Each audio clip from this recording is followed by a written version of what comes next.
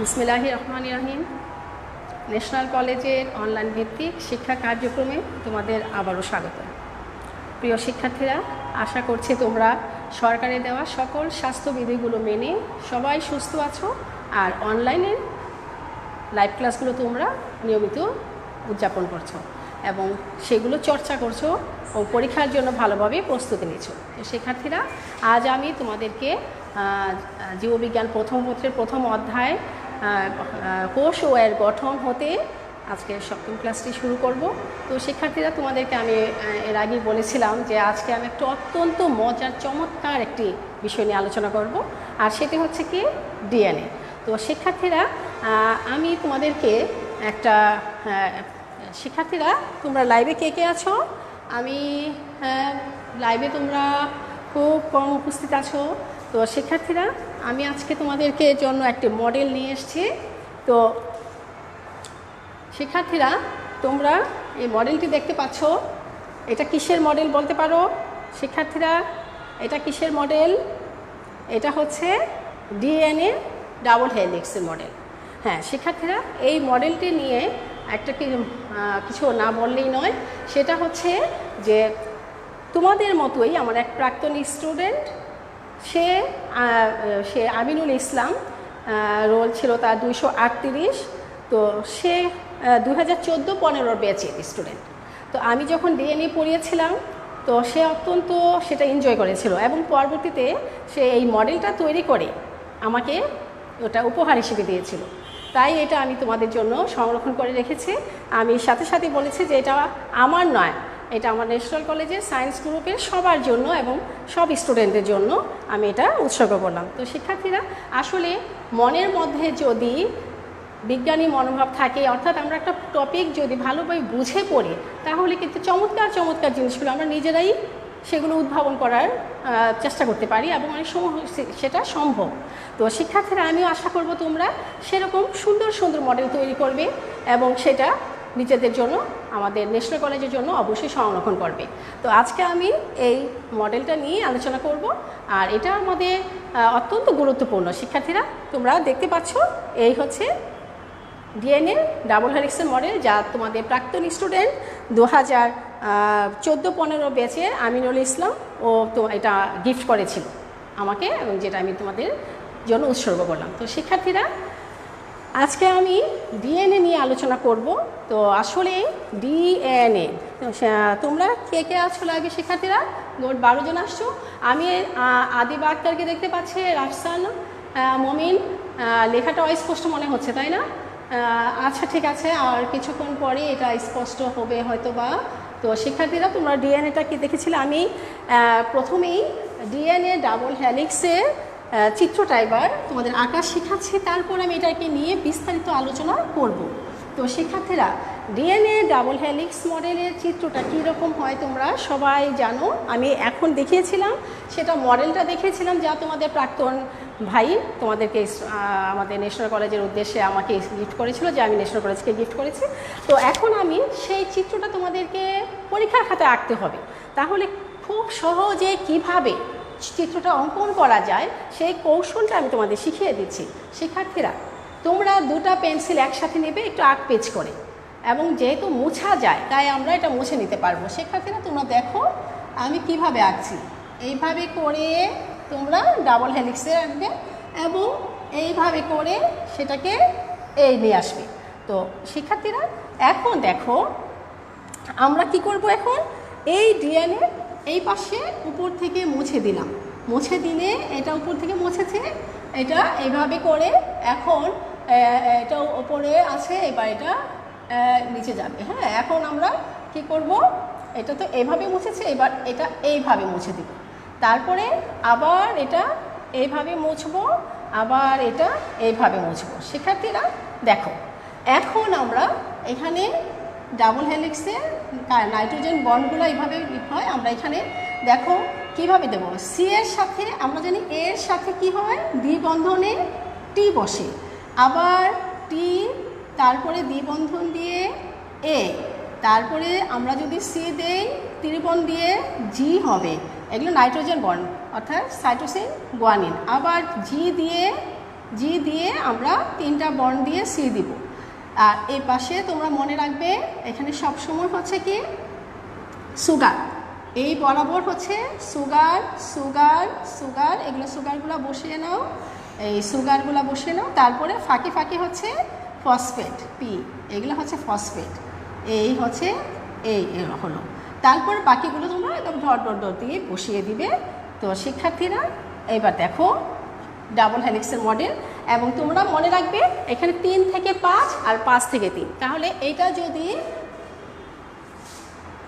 3 হয়, এইটা যদি আমি 3 ধরি, হ্যাঁ 3 থেকে এটা হবে এভাবে ঘুরে এসে 3টা ঘুরে এসে এখানে হবে 5, আর এখানে যদি 5 হয় তাহলে এখানে হবে 3। শিক্ষার্থীরা এই হচ্ছে ডাবল হেলিক্স মডেলের এটা চিত্র।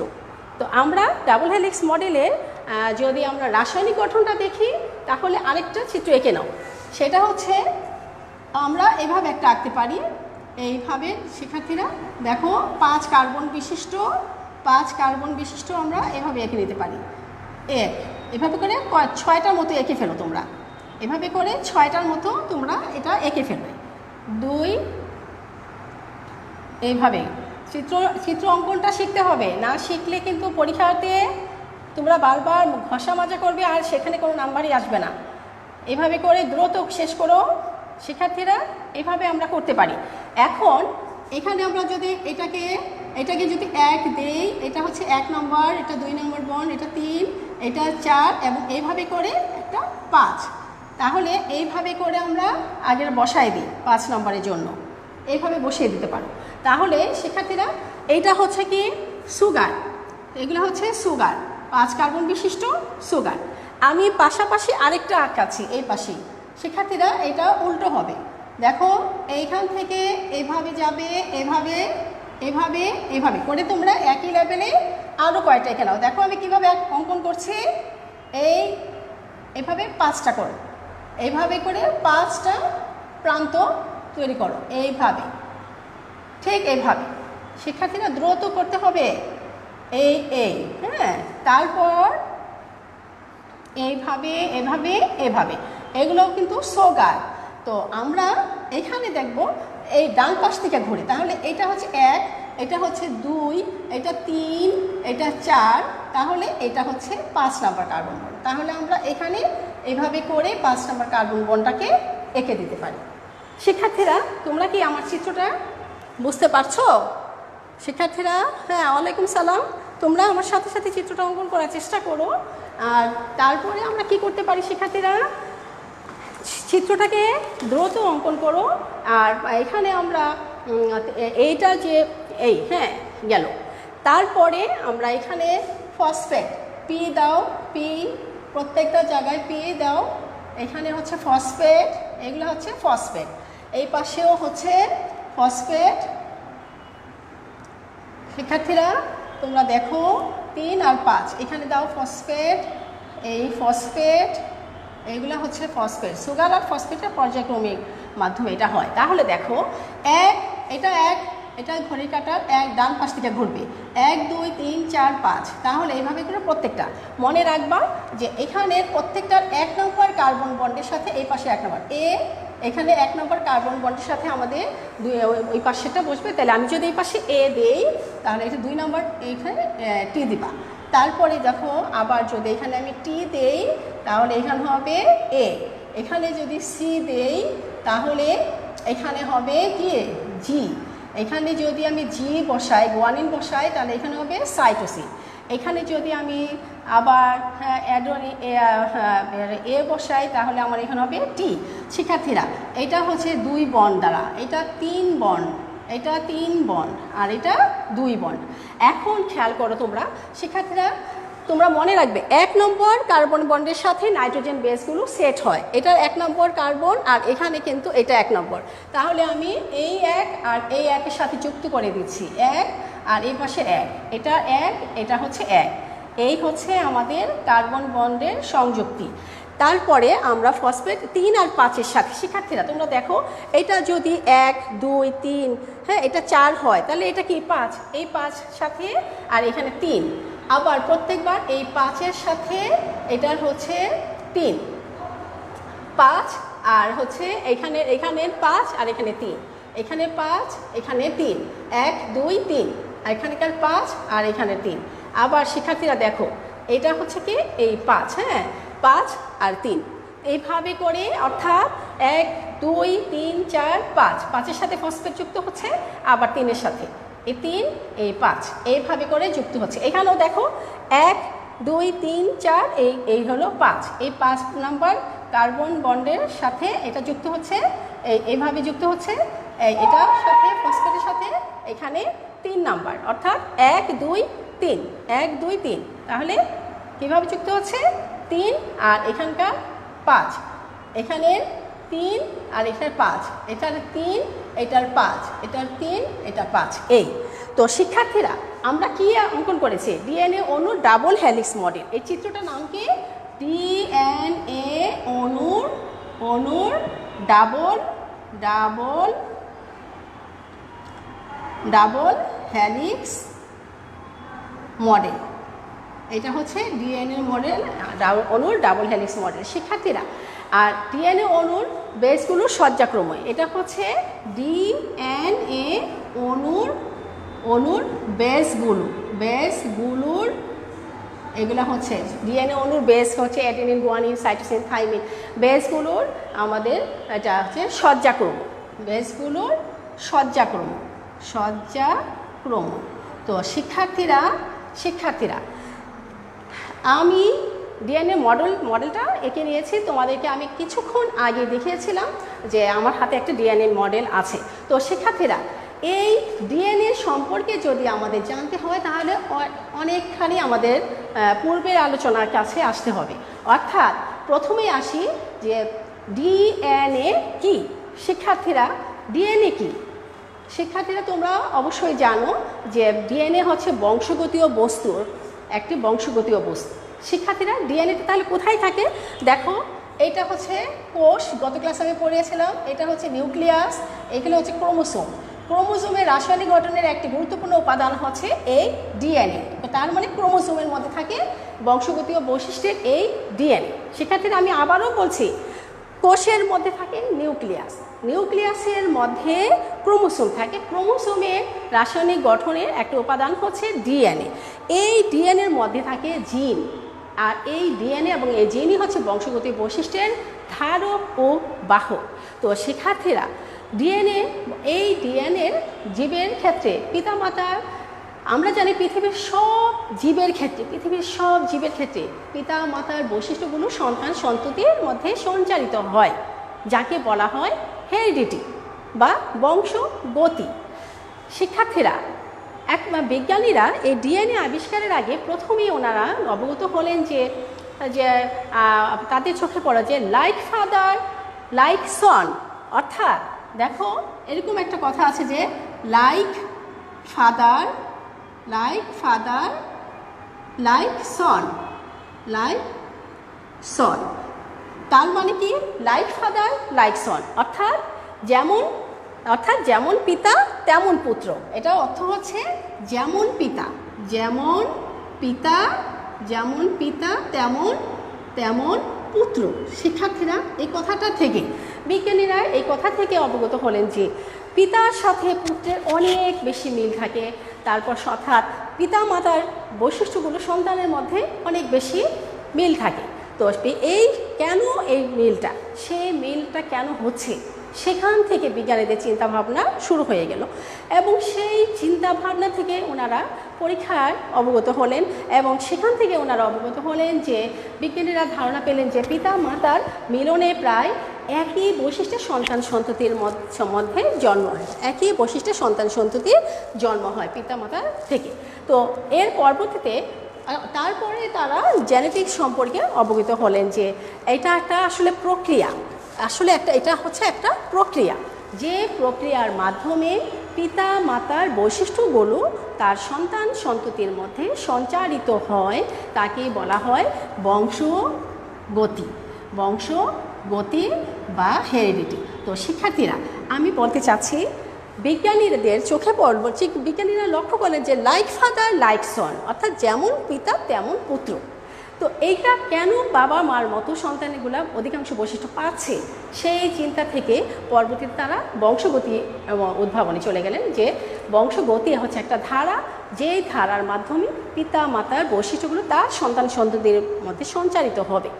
এবং যেই আমরা আর এই হচ্ছে বংশগতির ধারা। তারপরে শিক্ষার্থীরা তোমরা জানো যে এই প্রক্রিয়া পিতামাতার কোনো সন্তান সন্ততির মধ্যে যে সঞ্চারিত হয়, প্রক্রিয়াটাকে হেরিডিটি যেমন বলা হয়, তাকে ট্রান্সমিশনও বলা যেতে পারে। তো আবার জীববিজ্ঞানের যে শাখায় বংশগতির বংশগতি বৈশিষ্ট্য নিয়ে আলোচনা সঞ্চালন আবিষ্কার গবেষণা করা হয়, তাকে বলা হয় কি, তাকে বলা হয় জেনেটিক্স বা জিন তত্ত্ব। শিক্ষার্থীরা তাহলে জিন তত্ত্বটা কি? জিন তত্ত্ব কি? জিন তত্ত্ব হচ্ছে জীববিজ্ঞানের যে শাখায় বংশগতি ধারা নিয়ে পর্যালোচনা করা হয়, আলোচনা করা হয়, এটাই হচ্ছে বংশগতি। শিক্ষার্থীরা আমাদের এই কথাগুলো আসলে একটার সাথে একটা খুব কানেক্টেড। আমি ডিএনএ পড়াবো, কিন্তু ডিএনএ পড়াতে গেলে আমার বংশগতি কি, জিন তত্ত্ব কি, এগুলো অটোমেটিক চলে আসবে। এটা না বুঝে আমি ডিএনএ বুঝলে আমার কোনো কিছু কাজে আসবে না। তো শিক্ষার্থীরা এখন আমরা যদি বলি যে বংশগত বস্তুর এবার প্রধান উপাদানটা কি, প্রধান উপাদান হচ্ছে ক্রোমোজোম। আমি তো একটু আগেই বলেছিলাম বংশগতির প্রধান উপাদান হচ্ছে ক্রোমোজোম, আর ক্রোমোজোমের উপাদান হচ্ছে ডিএনএ, যার মধ্যে জিন থাকে। আর এই ডিএনএ হচ্ছে আমাদের চারিত্রিক বৈশিষ্ট্যগুলো বহন করছে। তো শিক্ষার্থীরা আমি আসছি এবার, তাহলে আমাদের জানতে হবে যে ডিএনএ বা একটা ডিএনএ হচ্ছে ডিঅক্সিরাইবো নিউক্লিক অ্যাসিড। তাহলে এই ডিএনএটা কি? ডিএনএ হচ্ছে ডিঅক্সিরাইবো নিউক্লিক অ্যাসিড। শিক্ষার্থীরা তোমরা লক্ষ্য করো, আমি যে ডিএনএ চিত্রটা এঁকেছি সেটা ব্যাখ্যা করতে হলে আমাকে আরও কিছু আমাদের জ্ঞান থাকতে হবে। সেটা হচ্ছে যেমন ডিএনএ কি, ডিএনএ হচ্ছে এর পূর্ণ নাম হচ্ছে ডিঅক্সিরাইবো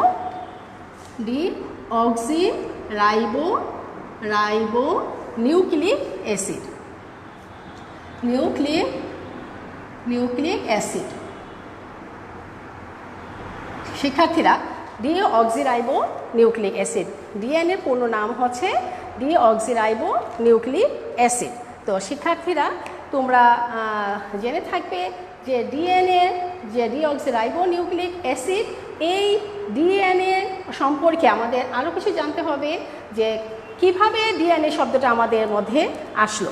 তো এই ডিঅক্সিরাইবো নিউক্লিক অ্যাসিডের মধ্যে আমরা দেখতে পাবো যে এই ডিএনএর মূল উপাদান হচ্ছে, অর্থাৎ ডিএনএকে হাইড্রোলাইসিস করলে আমরা পেন্টোজ সুগার, নাইট্রোজেন ঘটিত ক্ষারক আর পাবো ফসফরিক অ্যাসিড। তাহলে ডিএনএকে যদি আমরা হাইড্রোলাইসিস করি, এই ডিএনএকে যদি আমরা হাইড্রোলাইসিস করি, এটাকে যদি আমরা ডিএনএকে হাইড্রোলাইসিস করলে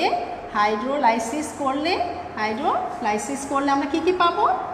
লাইসিস করলে আমরা পাবো নিউক্লিক অ্যাসিড, আমরা পাবো হচ্ছে এখানে পেন্টোজ সুগার, নাইট্রোজেন ঘটিত ক্ষারক, আমরা পাবো পেন্টোজ সুগার,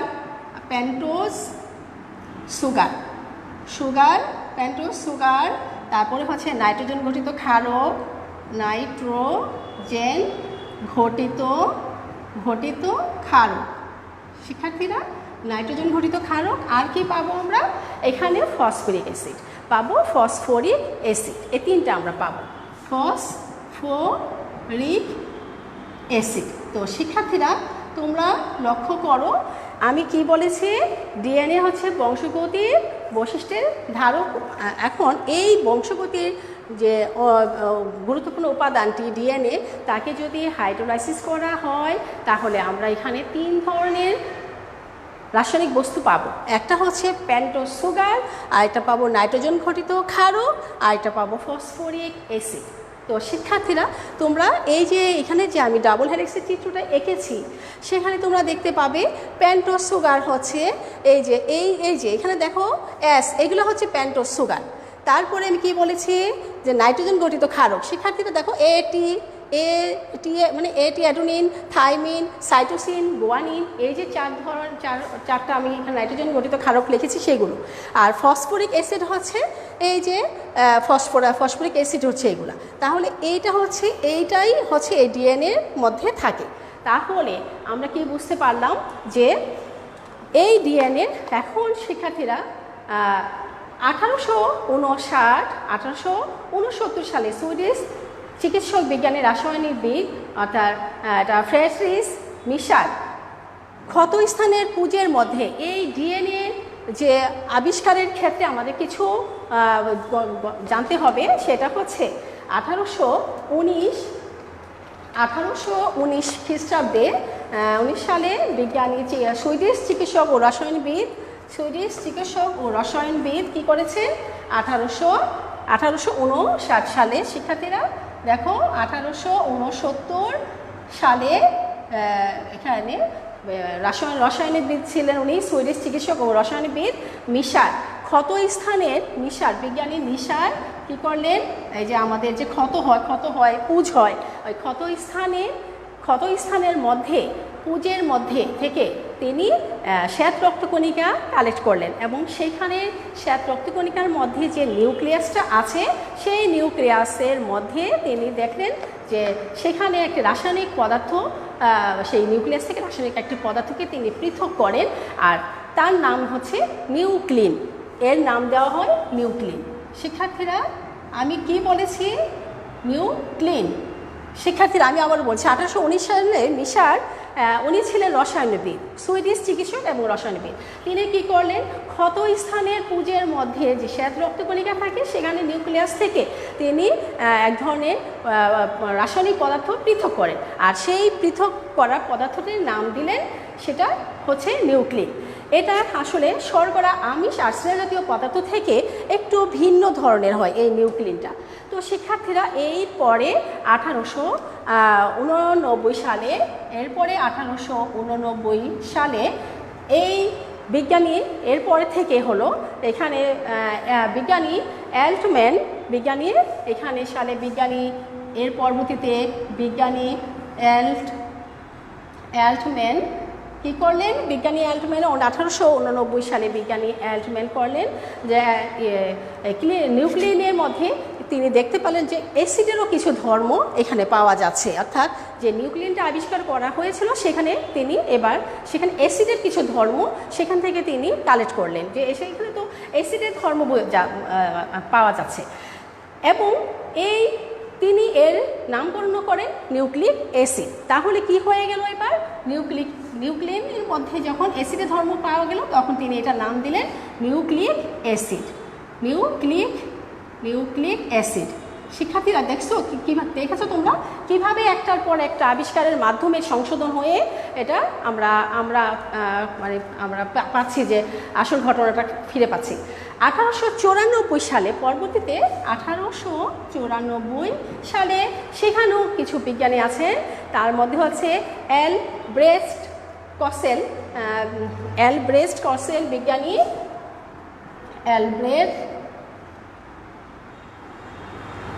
অ্যালব্রেস্ট কসেল কি করলেন? বিজ্ঞানীর শিক্ষার্থীরা বিজ্ঞানী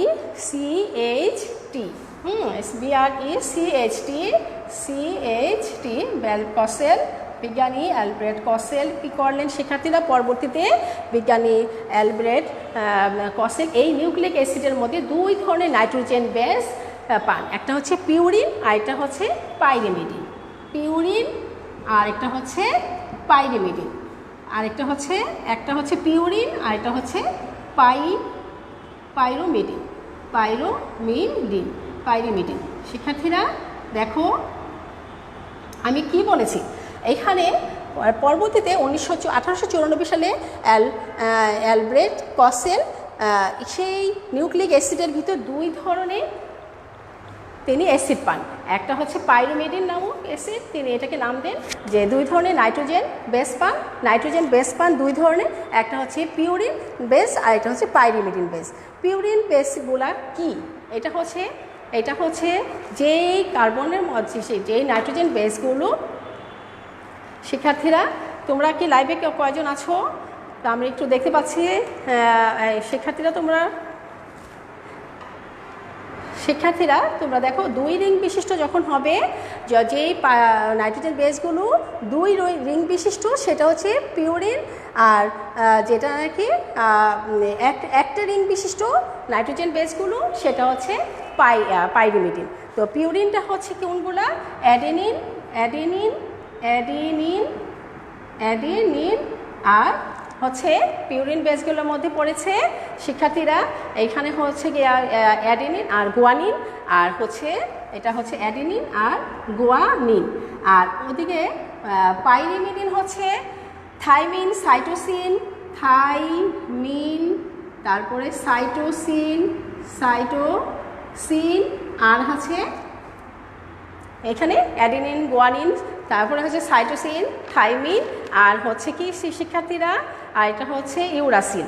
তো শিক্ষার্থীরা এই ইউরাসিল, হ্যাঁ, এটা হচ্ছে 1 রিং বিশিষ্ট ইউরাসিল। তো শিক্ষার্থীরা এগুলোকে সংক্ষেপে অ্যাডেনিনকে আমরা এ প্রকাশ করি, গুয়ানিনকে জি, থাইমিনকে টি আর সাইটোসিনকে সি, গুয়ানিনকে জি। যা আমি এখানে তোমাদেরকে লিখে দেখিয়েছি, অ্যাডেনিন থাইমিনের সাথে 2 কার্বন বন্ড দ্বারা আর হাইড্রোজেন বন্ড দ্বারা, আর হচ্ছে সাইটোসিন গুয়ানিনের সাথে 3টি হাইড্রোজেন বন্ড দ্বারা যুক্ত হয়। এইভাবে করে এই ডিএনএর সিঁড়িগুলো ধাপগুলো তৈরি হয়। তো শিক্ষার্থীরা এরপরেও বিজ্ঞানীরা থেমে নেই, তবে 1910 সালে রসায়নে নোবেল পুরস্কার পান কাকে? যে অ্যালবার্ট কসেলকে। সেজন্য 1910 সালে রসায়নে নোবেল পুরস্কার দেওয়া হয় শিক্ষার্থীরা বিজ্ঞানী কসেলকে, কারণ তিনি 2 ধরনের নাইট্রোজেন বেস শনাক্ত করেন, একটা হচ্ছে পিউরিন, একটা পাইরিমিডিন। এই শনাক্তকরণ করার জন্য বিজ্ঞানী অ্যালবার্ট কসেলকে তাকে 1910 সালে তাকে একটা রসায়নে নোবেল পুরস্কার প্রদান করা হয়। তো শিক্ষার্থীরা আমি আবারও উপরে লিখছি, তোমরা লক্ষ্য করো এখানে এই নাইট্রোজেন বেসগুলোর আরেকটু দ্রুত আগাতে হবে আমাদের শিক্ষার্থীরা। তো 1910 সালে বিজ্ঞানীকে নোবেল পুরস্কার হয়, রসায়নের নোবেল পুরস্কার দেওয়া হয় এই কারণ তিনি কি করেছিলেন? তিনি করেছিলেন কি যে এখানে এটা রসায়নে নোবেল পুরস্কার দেওয়া হয় কারণ তিনি 2 ধরনের নাইট্রোজেন বেস আবিষ্কার করেছিলেন। তো শিক্ষার্থীরা তোমরা লেখাটা দেখতে পাচ্ছ কি না? হ্যাঁ, একটু নিচে চলে গেছে, আমি আবারও উপরে লিখে দিব।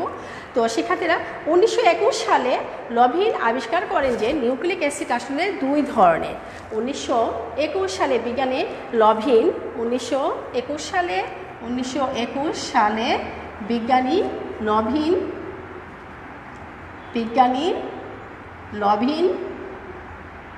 লভিন বলেন যে নিউক্লিক অ্যাসিড 2 ধরনের, অর্থাৎ ডিএনএ এবং আরএনএ, অর্থাৎ ডিঅক্সিরাইবো নিউক্লিক অ্যাসিড আর রাইবো নিউক্লিক অ্যাসিড নামে 2 ধরনের অ্যাসিড আছে। এই নিউক্লিক অ্যাসিডগুলো কার্বন, হাইড্রোজেন, অক্সিজেন, নাইট্রোজেন এবং ফসফেট মৌল নিয়ে গঠিত। আর এতে নাইট্রোজেনের পরিমাণ 15% আর ফসফরাসের পরিমাণ হচ্ছে 10%। নাইট্রোজেনের পরিমাণটা হচ্ছে, তার মধ্যে নাইট্রোজেনের পরিমাণ হচ্ছে 15% আর হচ্ছে ফসফরাসের পরিমাণ হচ্ছে 10%। শিক্ষার্থীরা এইভাবে করে তিনি সেটা প্রমাণ করেন এবং ব্যাখ্যা করতে চেষ্টা করেন। তারপরে হচ্ছে অর্থাৎ জীবকোষে ডিএনএ সাধারণত নিউক্লিয়াসের ক্রোমাটিনে থাকে, আরএনএর শতকরা 90% সাইটোপ্লাজমে থাকে আর 10% থাকে হচ্ছে নিউক্লিয়াসের ক্রোমোসোমে। শিক্ষার্থীরা অধিকাংশ ডিএনএ কোষে নিউক্লিয়াসে থাকে, নিউক্লিয়াসের ক্রোমোসোমে থাকে, কিন্তু আরএনএর 90%ই থাকে সাইটোপ্লাজমের মধ্যে, কোষের সাইটোপ্লাজমে, আর হচ্ছে 10% থাকে কোষের নিউক্লিয়াসের মধ্যে। শিক্ষার্থীরা এবার আমি তোমাদেরকে ডিএনএর ডাবল হেলিক্স মডেলের নাইট্রোজেন গঠিত ক্ষারকগুলো তোমরা জেনেছো যে পিউরিন, পাইরিমিডিন আমি বলেছি, আর হচ্ছে ক্ষারকসমূহ হচ্ছে গিয়ে কি adenine, cytosine, adenine, guanine, cytosine, thymine, uracil, এইগুলো আমি বলেছি। তো এখন আমি বলি যে নিউক্লিক অ্যাসিডটা কি, শিক্ষার্থীরা এবার আসো যে নিউক্লিওসাইড কি আর নিউক্লিওটাইড কি। নিউক্লিওসাইড কি শিক্ষার্থীরা? তোমরা আমার এই ডিএনএ ডাবল হেলিক্স মডেলটি লক্ষ্য করলে বুঝতে পারবে। আমি এটা ধরে বোঝাচ্ছি যে দেখো নিউক্লিওসাইড, এটা আসি পরীক্ষাতে যে নিউক্লিওসাইড কি, নিউক্লিওসাইড কি। শিক্ষার্থীরা আমি এই নিউক্লিওসাইডটা সহজ করে বোঝানোর জন্য আমি এবার রাসায়নিক বেসগুলো সজ্জাক্রম থেকে আমি তোমাদের বুঝাবো। দেখো শিক্ষার্থীরা, এখানে আমি কি দেখতে পাচ্ছি যে দুই পাশে সুগার, মাঝখানে নাইট্রোজেন বেস, আর দুই পাশের সুগারগুলো ফসফেটের সাথে যুক্ত হয়ে রেলিং তৈরি করেছে। শিক্ষার্থীরা তোমরা লক্ষ্য করো, অর্থাৎ নাইট্রোজেন বেস কোনো নাইট্রোজেন বেস যখন সুগারের সাথে যুক্ত হয় তখন তাকে বলা হয় নিউক্লিওসাইড। তাহলে নিউক্লিওটাইড কি? নিউক্লিওটাইড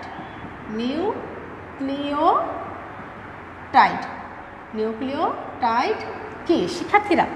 নিউক্লিওটাইড হচ্ছে যে কোনো নিউক্লিওসাইড যখন ফসফেটের সাথে যুক্ত হয় তখন তাকে নিউক্লিওটাইড বলা হয়। যদি আমি এটা অন্যভাবে বলি তাহলে কি হবে যে একটি নাইট্রোজেন বেস, সুগার ও ফসফেটের পর্যায়ক্রমিক সজ্জাকে বলা হচ্ছে নিউক্লিওটাইড। তো শিক্ষার্থীরা তাহলে নিউক্লিওসাইড বলবে কি, এক অণু নাইট্রোজেন ঘটিত ক্ষারক এক অণু পেন্টোজ সুগার যুক্ত হয়ে যে গ্লাইকোসাইডিক যৌগ তৈরি হয় তাকে বলা হয় নিউক্লিওসাইড। আবার বলতে পারো যে নিউক্লিওটাইড কি, এক অণু নিউক্লিওসাইডের সাথে এক অণু ফসফেট যুক্ত হয়ে যে যৌগটি গঠিত হয় তাই হচ্ছে নিউক্লিওটাইড। শিক্ষার্থীরা নিউক্লিওটাইডকে তুমি আবার অন্যভাবে বলতে পারো, এক অণু নাইট্রোজেন গঠিত ক্ষারক এক অণু পেন্টোজ সুগার এক অণু ফসফেট যুক্ত হয়ে এক অণু নাইট্রোজেন গঠিত ক্ষারক এক অণু ফসফেট সুগার এক অণু সুগার এবং এক অণু আমরা বলতে পারি এক অণু পেন্টোজ সুগার আর এক অণু ফসফেট যুক্ত হয়ে এক অণু পেন্টোজ সুগার এক অণু নাইট্রোজেন গঠিত ক্ষারক এক অণু পেন্টোজ সুগার এক অণু ফসফেট পর্যায়ক্রমিক সংযুক্ত হয়ে যে যৌগটি গঠিত হয় তাই হচ্ছে নিউক্লিওটাইড। শিক্ষার্থীরা নিউক্লিওসাইড কি এটাও পরীক্ষাতে আসে, নিউক্লিওটাইড কি এটাও পরীক্ষাতে আসে। তাহলে কি আমরা এই সংজ্ঞাটা, এই চিত্রটা দেখে কি বলতে পারবো না? অবশ্যই পারবো। তো শিক্ষার্থীরা এবার আমি মূল টপিকে যাব। তো তার আগে শিক্ষার্থীরা তোমরা ডিএনএর ভৌত গঠন নিয়ে একটু আলোচনা করছিলাম আজকে। তো ডিএনএ ভৌত গঠন হচ্ছে 1869 খ্রিস্টাব্দে এটা নিউক্লিক অ্যাসিডের আবিষ্কার হওয়ার পরই, যখনই নিউক্লিক অ্যাসিডটা আবিষ্কার হয় তখন আবিষ্কার হওয়ার পরই এর গঠন উপাদান এবং ভৌত গঠন সম্পর্কে জানার জন্য বিজ্ঞানীদের মধ্যে গবেষণা শুরু হয়ে গেল। এর পরবর্তীতে সেই বিভিন্ন বিজ্ঞানীরা ডিএনএ সম্পর্কে বিভিন্ন মতবাদ দিয়েছেন, কিন্তু 1953 সালে বিজ্ঞানী ওয়াটসন ও ক্রিক এই দুজন সম্মিলিতভাবে এই ডিএনএর ডাবল হেলিক্স মডেলের কথা এত চমৎকারভাবে ব্যাখ্যা করেছেন যা এখনও পর্যন্ত সেটা সর্বজন স্বীকৃত। তো তাদের মতে ভৌত গঠনটি এর মধ্যে হচ্ছে এই জন্য এই মডেল উদ্ভাবনের জন্য উইলকিস সহ তাদেরকে 1963 সালে নোবেল পুরস্কার দেওয়া হয়। কাকে? 1963 সালে এই দুজন বিজ্ঞানী এবং উইলকিস সহ তাদেরকে নোবেল পুরস্কার দেওয়া হয়। পুরস্কার দেওয়া হয়। তো শিক্ষার্থীরা এই জিনিসগুলো তো এমসিকিউর জন্য তোমরা অবশ্যই মনে রাখবে, না হলে এমসিকিউ ভালো মার্কস না পেলে কিন্তু তোমরা এ প্লাসটা আসছে না, অনেক কষ্ট হয়ে যায়। তাই তোমরা এমসিকিউর জন্য গুরুত্ব দিতে হবে। তো শিক্ষার্থীরা এবার আমি আসি ডিএনএ ডাবল হেলিক্স মডেলের ভৌত গঠনের বর্ণনা দেবো আমি খুব দ্রুত। লক্ষ্য করো তোমরা ডিএনএ ডাবল হেলিক্স মডেলে আমরা কি দেখতে পাচ্ছি শিক্ষার্থীরা? ডাবল হেলিক্স মডেলটি হচ্ছে দ্বিসূত্রক বিশিষ্ট, অর্থাৎ ডিএনএ অণু দ্বিসূত্রক বিশিষ্ট। শিক্ষার্থীরা আমি আবারও আমার হাতের মডেলটি দেখাচ্ছি। দেখো ডিএনএ এই ডাবল হেলিক্সটা হচ্ছে কি, এটা দ্বিসূত্রক বিশিষ্ট। দেখো এখানে একটা সূত্র, একটা সূত্র, তার মানে এই একটা সূত্র, ডিএনএ ডাবল হেলিক্স দ্বিসূত্র বিশিষ্ট। এবং এই সূত্র দুটি কী করে শিক্ষার্থীরা, এই অণু দ্বিসূত্র এবং ঘুরানো পেঁচানো সিঁড়ির মতো। তোমরা দেখো আমি চিত্র রেখেছি, সেখানেও ঘুরানো পেঁচানো সিঁড়ির মতো, এবং আমার হাতে যে মডেলটা আছে সেটা অবশ্যই তোমরা লক্ষ্য করছো, এটাও ঘুরানো পেঁচানো সিঁড়ির মতো। তো শিক্ষার্থীরা এই ঘোরানো পেঁচানো সিঁড়ির মতো এবং এটা সমদূরত্বে বিপরীতমুখী অবস্থান করে। এই সূত্র দুটি সমদূরত্বে, একটা অপরটি সমদূরত্বে এবং বিপরীতমুখী অবস্থান করে। তাহলে শিক্ষার্থীরা এবার আমরা বলতে পারি সূত্র দুটি তৈরি হয় ডিঅক্সিরাইবো সুগার দ্বারা আর নাইট্রোজেন বেস দ্বারা। তো শিক্ষার্থীরা সুগার সূত্র দুটা ডিঅক্সিরাইবো সুগার এবং ফসফেটের পর্যায়ক্রমী সংযোগের মাধ্যমে, অর্থাৎ এই যে সুগার ফসফেট, তার মানে এই ডিএনএর সূত্রের যে রেলিংটা তৈরি হয় ফসফেট ও সুগারের পর্যায়ক্রমী সংযুক্তির মাধ্যমে সূত্র দুটি তৈরি হয়। তো শিক্ষার্থীরা আমরা এখানে এই যে একটা ডাবল হেলিক্স প্যাচের দৈর্ঘ্যটা আমরা জেনে নিই 34 অ্যাংস্ট্রম। 34 অ্যাংস্ট্রম, এটার হিসাব হলো এইভাবে অ্যাংস্ট্রম দ্বারা করা হয়। তো শিক্ষার্থীরা আর ব্যাস হচ্ছে 3.4 অ্যাংস্ট্রম। শিক্ষার্থীরা এটা হচ্ছে ব্যাস, এই ব্যাসটা হচ্ছে 3.4 অ্যাংস্ট্রম। তো শিক্ষার্থীরা এবার আমরা যেটা করব সেটা হচ্ছে ডিএনএ ডাবল হেলিক্স মডেলের আর কি আমরা বৈশিষ্ট্য পাচ্ছি, যে সূত্র দুটি মাঝখানে প্রতিটি ধাপে একজোড়া নাইট্রোজেন বেস থাকে। এই যে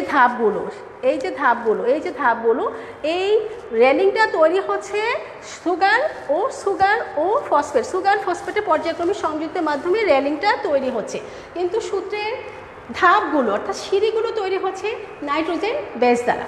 নাইট্রোজেন বেসগুলো আবার কত দুই ধরনের, একটা হচ্ছে এখানে অ্যাডেনিন দ্বিবন্ধন দ্বারা গুয়ানিনের সাথে অ্যাডেনিন থাইমিনের সাথে এবং সাইটোসিন 3 বন্ধন দ্বারা গুয়ানিনের সাথে সংযুক্ত হয়ে পর্যায়ক্রমিক সংযুক্ত হয়ে এই সিঁড়ির রেলিংগুলো ধাপগুলো তৈরি হয়েছে।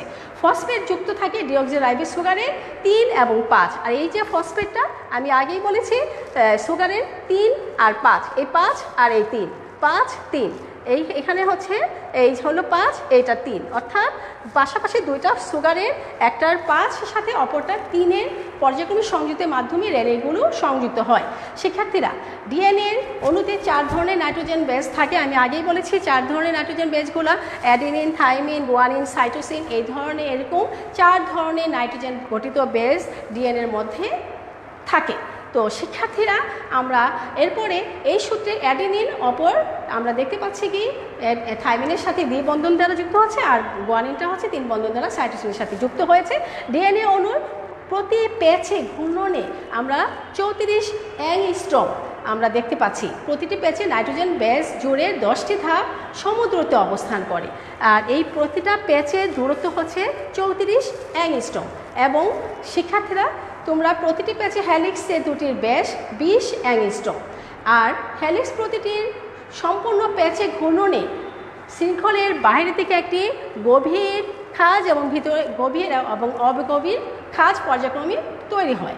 প্রতিটি ঘূর্ণনে মনোনিউক্লিওটাইডের সংখ্যা প্রায় 10 জোড়া। প্রতিটি মনোনিউক্লিওটাইডের সংখ্যা হচ্ছে 10 জোড়া, আর প্রতিটি প্যাচে হাইড্রোজেন বন্ডের সংখ্যা হচ্ছে, প্রতিটি প্যাচের মধ্যে হাইড্রোজেন বন্ডের সংখ্যা হচ্ছে শিক্ষার্থীরা 25টি থাকে।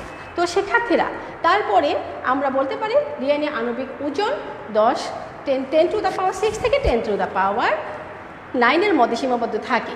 তো শিক্ষার্থীরা অর্থাৎ আমরা বলতে পারি যে দুটি ডিঅক্সিরাইবো পলিনিউক্লিওটাইডের সূত্র দুটি বিপরীতমুখী পরস্পর সংযুক্ত হয়ে একটি দ্বিসূত্র ডিএনএ অণুর গঠন সম্পন্ন করে। তো শিক্ষার্থীরা এই ডিএনএ রাসায়নিক ঘটনা তাহলে আমরা কি কি দেখতে পেয়েছি? ডিএনএ রাসায়নিক ঘটনা আমরা দেখতে পাচ্ছি যে নাইট্রোজেন ঘটিত ক্ষারক থাকে। নাইট্রোজেন ঘটিত ক্ষারক বলা হচ্ছে অ্যাডেনিন, থাইমিন দ্বিবন্ধন থাকে এরা, এবং গুয়ানিন, সাইটোসিন 3 বন্ধনযুক্ত। আবার আছে 5 এখানে সুগার, 5 কার্বন মিশ্র সুগার, আর হচ্ছে ফসফেট। এইগুলা হচ্ছে ডিএনএ রাসায়নিক গঠনে আমরা দেখতে পাই। শিক্ষার্থীরা এছাড়া রাসায়নিক ঘটনে 5 কার্বন মিশ্র ডিঅক্সি সুগার আমরা দেখতে পাচ্ছি। এই হচ্ছে ডিএনএ রাসায়নিক গঠন। আর ডিএনএর কাজ কি করে আমরা শিক্ষার্থীরা, ডিএনএ আমাদের অনেক অনেক অনেক পরিচিত একটি নাম, কারণ আমরা বর্তমানে দেখতে পাচ্ছি যে ডিএনএ আমাদের জীবনে এখন একটি গুরুত্বপূর্ণ হয়ে দাঁড়িয়েছে। কারণ কী কারণে আমরা ডিএনএ গুরুত্বটা অনুধাবন করি? কারণ আমরা জানি যে ডিএনএর মধ্যে ডিএনএ অণুর মধ্যে আমরা এখানে আমরা কিছু জিন দেখতে পাই, আর জিনগুলোর সমষ্টিকে একটি জীবের জিনোমকে বলা হয় এখানে মাস্টার ব্লুপ্রিন্ট, অর্থাৎ জিনের একটি জীবকোষে অবস্থিত জিন সমষ্টিকে বলা হয় জিনোম, আর এটাকে মাস্টার প্রিন্টও বলা হয়। জিনোমের মধ্যে অর্থাৎ নাইট্রোজেন বেসগুলো কিভাবে সজ্জিত সেটাকে বলা হয় ডিএনএ সিকোয়েন্সিং। এই ডিএনএ সিকোয়েন্সিংয়ের মাধ্যমে আমরা অনেক গুরুত্বপূর্ণ কাজগুলো সম্পন্ন করে থাকি শিক্ষার্থীরা। যেমন অপরাধী শনাক্তকরণ করার জন্য আমরা ডিএনএ ব্যবহার করি, অর্থাৎ ডিএনএ সিকোয়েন্সিং ব্যবহার করে আমরা অপরাধীকে শনাক্ত করে ফেলতে পারি। অর্থাৎ অজ্ঞাত বা খুন হওয়া ব্যক্তির পরিচয় আমরা খুব সহজে ডিএনএ সিকোয়েন্সিংয়ের মাধ্যমে আমরা অপরাধীকে ধরে ফেলতে পারি। তারপরে শিক্ষার্থীরা পিতৃত্ব নির্ধারণে, অর্থাৎ পিতৃত্ব নির্ধারণে অনেক সময় সন্তানের পিতৃত্ব শনাক্তকরণের ক্ষেত্রে আমরা যখন আর কোনো উপায় না থাকে তখনই কিন্তু একমাত্র পদ্ধতি হচ্ছে ডিএনএ সিকোয়েন্সিংয়ের মাধ্যমে পিতৃত্ব শনাক্তকরণ। তো শিক্ষার্থীরা এর মাধ্যমে আমরা কি করতে পারি? সঠিক পিতার কাছে সন্তানকে ফিরিয়ে দিতে পারি। তাছাড়া শিক্ষার্থীরা তোমাদের তো অবশ্যই মনে আছে যে স্বজন নির্ধারণের ক্ষেত্রেও কিন্তু আমরা ডিএনএ সিকোয়েন্সিংকে অনেক গুরুত্ব দিয়ে থাকি এবং হয়েছে বিগত সময়। যেমন সাভারের রানা প্লাজার ঘটনা তোমাদের সকলের মনে আছে। সেই রানা প্লাজা সেখানে যখন দুর্ঘটনাটা ঘটেছিল তখন অনেক স্বজনেরা এসে তাদের ধ্বংসস্তূপ থেকে স্বজনদেরকে শনাক্ত করার জন্য দাবি করছিল যে এই ব্যক্তিটা আমার স্বজন সেই। কিন্তু তখন কিন্তু এই যে অর্ধগলিত বা বিভৎস চেহারা থেকে কখনোই বোঝা যাচ্ছিল না যে আসলে এই স্বজনটা তার। তখন এই যে একটা প্রশ্ন জেগে গেল যে সঠিক কিনা, এই সঠিকটা নির্ধারণ করার জন্য তখন ডিএনএ সিকোয়েন্সিং কিন্তু ব্যবহার করা হয়েছিল। এই পদ্ধতিটাই অবলম্বন করা হয়েছিল রানা প্লাজার ক্ষেত্রে। তখন কিন্তু এই মর্মান্তিক দুর্ঘটনায় এই পরিচয়হীন শ্রমিকদের জিনোম সিকোয়েন্সিং করেই তার সাথে তার যে দাবিকৃত যে আত্মীয় স্বজনরা এসেছিল তার জিনোম সিকোয়েন্সিংয়ের মিল পাওয়ার পরে তার দাবিকৃত ব্যক্তিদের কাছে তাদেরকে হস্তান্তর করা হয়েছিল এবং পাশাপাশি তাদের কী করা হয়েছিল? হস্তান্তর করার পাশাপাশি তাদের ক্ষতিপূরণের টাকাটাও তাদেরকে দেওয়া হয়েছিল। তাহলে ডিএনএ আমরা এখন জানি আমরা ডিএনএ হচ্ছে আমাদের একমাত্র অবলম্বন বর্তমানে, যা আমাদেরকে অনেক সঠিক সিদ্ধান্ত পৌঁছাইতে আমাদেরকে সাহায্য করছে। এই ডিএনএ গঠনেই আমি আজকে আলোচনা করেছি। শিক্ষার্থীরা, ডিএনএ অত্যন্ত গুরুত্বপূর্ণ আর আমাদের তো অবশ্যই জানা প্রয়োজন, আর আমরা তো অবশ্যই জানবো। আর তাছাড়া তোমাদের পরীক্ষাতে ডিএনএর গঠন, ভৌত গঠন, রাসায়নিক গঠন আসে, তাই আমরা এটা নিয়ে আরও বেশি স্টাডি করব। এবং তোমরা আবারও আমি দেখাচ্ছি তোমাদের প্রাক্তন ভাইয়া, দেখো আমি ক্লাসে ডিএনএ বোঝানোর পরে তোমরা আবার লক্ষ্য করো, সেই স্টুডেন্টটা ছিল সে 2014-15 ব্যাচের আমিনুল ইসলাম। সে যদি ক্লাসটি দেখে থাকে তো সে অত্যন্ত খুশি হবে, কারণ 2014-15 ব্যাচের স্টুডেন্টের সেটা আমি সংরক্ষণ করে রেখেছি তোমাদের জন্য। এই ডিএনএ ক্লাসটি করার পর সে এই মডেলটি তৈরি করে আমাকে উপহার দিয়েছিল, তাই আমি এটাকে অত্যন্ত যত্নের সাথে এটা সংরক্ষণ করেছি। তোমরা ডিএনএর গঠনটা যে ঘোরানো পেঁচানো সিঁড়ির মতো সেটা তোমরা কল্পনা করো, কিন্তু বাস্তবে দেখো এই যে ঘোরানো পেঁচানো সিঁড়ির মতো মডেলটি, তাহলে বুঝতে পেরেছো। আর এই ডিএনএ আমাদের নিউক্লিয়াসের ক্রোমোজোমের মধ্যে থাকে, যা আমাদের পিতৃত্ব শনাক্তকরণে, তারপরে হচ্ছে খুনি শনাক্তকরণে, তারপর হচ্ছে হারিয়ে যাওয়া স্বজনদেরকে শনাক্তকরণের ক্ষেত্রে অত্যন্ত গুরুত্বপূর্ণ ভূমিকা পালন করছে। শিক্ষার্থীরা, আজ তাহলে এ পর্যন্ত তোমরা যা পড়েছো এতদিন সবগুলো ভালো করে পড়বে। শুধু ক্লাস দেখলেই হবে না, ক্লাস যতটা দেখবে সেটা আরও স্টাডি করবে। দেখো, তাহলে সেই আমিনুরের মতো তোমরা আরও নতুন কিছু তৈরি করতে পারবে। আসলে আমাদের মনের ভিতরে কিন্তু সব থাকে, কিন্তু আমরা যদি সেটা অনুভব করি, একটু মন দিয়ে বোঝার চেষ্টা করি, কিছু একটা করার চিন্তা করি, তাহলে কিন্তু আমরা সেটা করতে পারি। আসলে করাটা কঠিন না, আর কষ্টর পরে যখন আমরা সেটা সাকসেস হই অবশ্যই আমাদের খুবই ভালো লাগে। তাই আমরা আশা করব তোমরাও আমিনুলের মতো আরও অনেক সুন্দর সুন্দর বিজ্ঞানের টপিকগুলো মডেল তৈরি করবে এবং প্রচুর পরিমাণে স্টাডি করবে। শুধু একটা বই না, একাধিক বই পড়বে, তোমরা একাধিক বই পড়বে, তাহলে দেখবে তোমরা অনেক বেশি জানতে পেরেছো, বুঝতে পেরেছো, এবং তোমাদের ভিতর থেকে একটা কাজ করবে যে কীভাবে মডেলগুলো তৈরি করা যায়। শিক্ষার্থীরা, আগামী ক্লাসে আমি ডিএনএর অনুলিপন নিয়ে আলোচনা করব, আর কিছু যা বাদ পড়েছে এই টপিকে সেটা দিয়ে আগামী ক্লাসে ইনশাল্লাহ আমি চেষ্টা করব এটা শেষ করার জন্য। ততক্ষণ পর্যন্ত তোমরা সবাই ভালো থাকবে, সুস্থ থাকবে এবং পড়ালেখা করবে, এই আশা রেখে আজ আমি আমার ক্লাসটি সমাপ্ত টানছি। আল্লাহ হাফিজ।